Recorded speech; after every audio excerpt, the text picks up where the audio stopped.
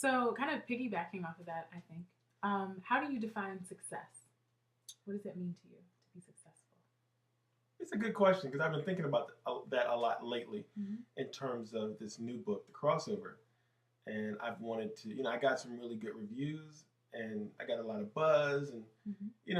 I wanted to get, I was telling my wife, I really want to win some awards. I think that would be so cool. Mm-hmm.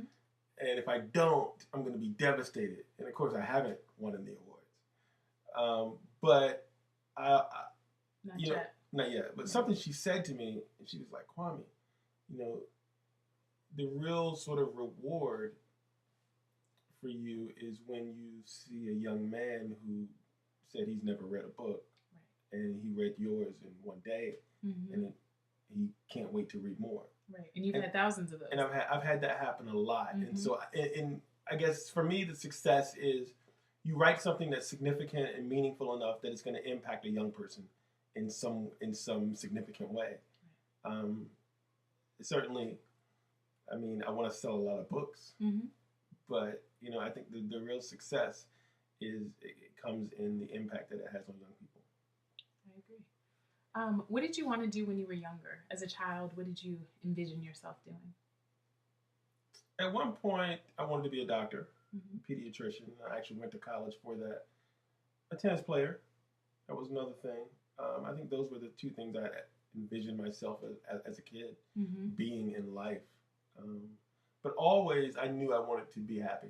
Like I wasn't going to be the kind of person who was just like going through life just sort of despondent or pessimistic or Mm-hmm.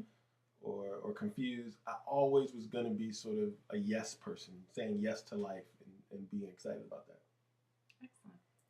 Um, and I guess I'll kind of piggyback on that. And if you could go back and go back in time and talk to yourself as a child, to your 8-year-old self, what advice would you give a young Kwame? Um, I would give a young Kwame the following advice. When Krispy Kreme opens up Be the and first goes in line. public, be the first in line. Buy stock. Okay. Buy stock in Krispy Kreme. No, seriously, what advice would I give myself? I would probably say, dude, and at some point you're going to become a writer, just like your parents. Start writing children's literature from the beginning. Mm. Let that be the thing. Because, my first 10 books were for adults. I didn't start writing for kids until 2008. And it's been the most rewarding part of my career and the most lucrative. Mm-hmm. And I wish I had done it from the beginning. But, that would probably be the advice. You're going to write. Don't try to fight it. Write for kids. Enjoy this time. And when you become a writer, focus your efforts on kids from 1 to 99. Okay. And kind of by extension, what advice would you give our young readers? Our young readers? Yeah, Be Me Bookshelf subscribers. What advice would you give them? I think, what advice would I give young readers? Find books that you are interested in. Find books that relate to you. Mm-hmm. Find books that have some sort of connection to the things that you're into. If you play basketball, then find a book about basketball. Mm-hmm. If you like girls screaming, then find a book about girls screaming. No, I think find something that you're interested in. The first book that I ever remember reading that I actually enjoyed reading Mm-hmm. was that I was maybe 11, and it was a book that my dad had around the house on Muhammad Ali. Mm. It's called The Greatest. And I read it was this thick. I read the whole book. I couldn't put it down that night. And it was something I loved because I was into boxing. I was Right. when I was a boy, I was boxing. So I read the book and I loved it. And I think that we've got to do that more for our children. It's one thing to have required and assigned reading, Mm-hmm. but also, show them how they can fall in love with reading. I agree. What are your top 5 favorite books? That I wrote? No, that you read. The crossover. Oh my gosh. The top 5 books that I've read. It's good. Good question. I don't know if they're in the order of the top 5, but Mhm. I will say definitely Nikki's Quilting the Black Eyed Pea. Mm-hmm. Nikki Giovanni Pea. Anything Nikki Giovanni. Let's just be honest. I would say probably a novel, a comic novel called I Am Not Sidney Poitier by Percival Everett, which is freaking hilarious. That's one of my favorite novels of all time. I would say The Temple of My Familiar by Alice Walker. I would say Faces at the Bottom of the Well, The Permanence of Racism by Derek Bell, which is nonfiction, but it's creative and it's sort of fiction also, which is brilliant. And then I would probably say, you know, I'm a huge fan of Mo Willems. I think he does some incredible stuff with the elephant and piggy books and the pigeon books. So yeah, so those would be some of the books that I would say are probably my favorite.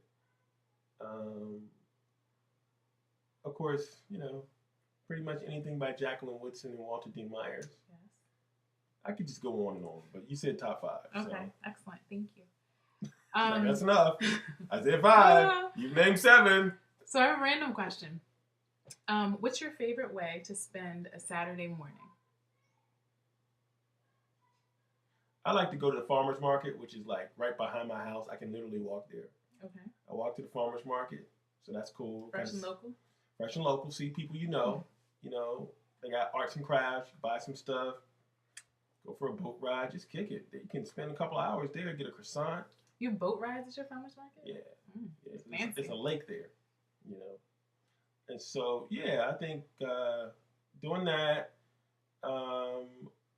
Another thing would be going to brunch. Would be cool with the family. I rarely do a whole lot of writing on Saturday mornings because I'm writing all week. So, you know, just chilling. That's pretty much it. Excellent. A nice omelet with some lobster or crab in it. Some feta cheese. I'm hungry. Be more chefs. Be me. I keep saying be more. Sorry, people. It's Be Me Bookshelf. Do not forget it. Not be more. BEEME Bookshelf. Be me. Thank you. You're welcome. I appreciate that. You got it. So I think I'm done with the questions. Is there anything else you would want to share with our audience? Want people to know about?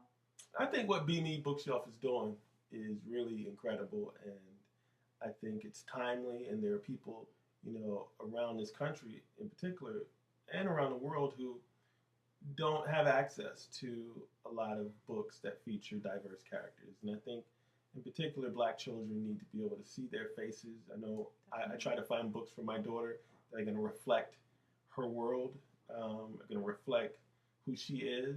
And so I think what you're doing is really, really important. And I hope you all support it. Thank you. Support my cousin-in-law. Well, thank you so much for the interview. You got it. Happy to have you. And we're signing off. Don't forget, people, go out and buy the crossover. And get it on this website if it's available.